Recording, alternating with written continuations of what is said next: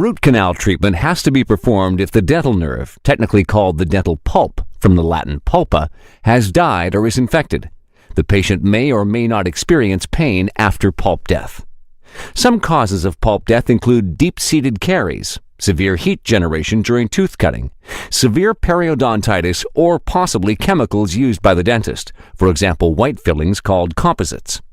The dead tooth can lead to acute, even life-threatening complications at any time because the necrotic pulp tissue can cause acute infections called abscesses. The tooth is connected to the bone through numerous small canals at the end of the root. The objective of a root canal treatment is to completely remove the destroyed tissue, which may also be infected with bacteria in some cases, from the interior of a tooth. This way, the infection is prevented from spreading to the bone. Since complete cleaning of the interior of a tooth is never 100% successful, the dentist attempts to close the pulp cavity and the root canals tightly with a special compound so that any remaining bacteria don't have space to multiply. This means that absolute cleanliness and a sterile working environment are prerequisites for any root canal treatment. In order to create this environment in the oral cavity, it's imperative that the dentist works with a rubber dam because that's the only way to prevent saliva from reaching the interior of a tooth. Saliva contains many different bacteria that can endanger the success of a root canal treatment. Furthermore, it's important to work with sterile instruments. With the aid of sterile instruments, the dentist begins to clear and clean the interior of the tooth.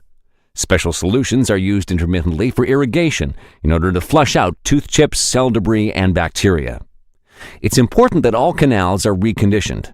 Most teeth have several canals. Therefore, a root canal specialist, a so-called endodontic specialist, always works with magnification, such as medical magnifying glasses or a microscope. The dental canal must be reconditioned all the way to the root apex. The length of the root is ascertained by means of X-rays and measuring aids. Only a well-conditioned tooth filled all the way to the root apex can be preserved permanently. If the tooth exudes a foul smell, is painful, or bleeds severely from within, the canal should not be filled with the permanent material. In such cases, medication is applied within the canal, which is then tightly sealed for a few days. However, the temporary sealing material must be absolutely saliva-proof because only then will it keep the tooth sealed for about 1 week. Another cleaning session must take place no longer than a week after the initial session. If this is not done, bacteria from the saliva could enter the tooth and its canals, necessitating a repeat of the entire previous procedure. Once the canals are clean and the tooth no longer causes any discomfort, the canals are tightly filled with a special compound, creating a tight apical seal. The tooth crown should also be tightly sealed from the top, in effect from the access opening, because only then is it guaranteed that bacteria can no longer enter. On this X-ray of a tooth, you can see a good root canal treatment. The canals have been filled homogeneously and tightly down to the root apex.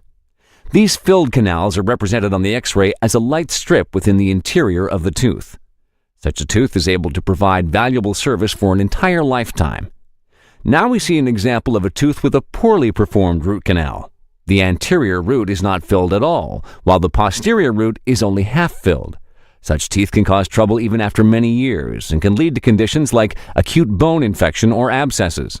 In this case, a revision of the root canal treatment and/or tooth extraction becomes necessary. The only alternative to a root canal treatment is tooth extraction. Prevention is the best alternative. The risks involved in a root canal treatment include the following: instrument breakage in the canal, root canals overlooked by the dentist, who leaves them unfilled, perforation of the canal and the dental crown, and over-instrumentation with respective possible consequences, such as maxillary sinusitis or bone inflammation.